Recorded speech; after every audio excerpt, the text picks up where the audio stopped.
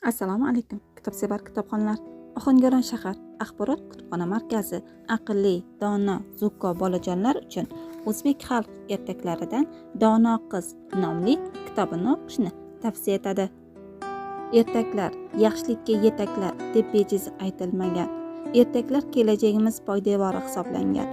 Yosh avlod bolalarning ong va qalbiga ezgu fazilatlarni jo qilishda, ularning ma'naviy olamini boyitishda muhim ahamiyat kasb etadi.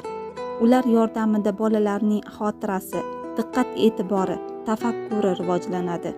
Ertaklar orqali bolalarda ona vatanga muhabbat, ota onaga hurmat, do'st birodarga sadoqat, adolatga intilish, jaholatdan qochish kabi fazilatlar shakllanadi. Aziz bolajonlar, ushbu kitobni o'qishni xohlasangiz, Ohangaron shahar axborot kutubxona markaziga tashrif buyuring.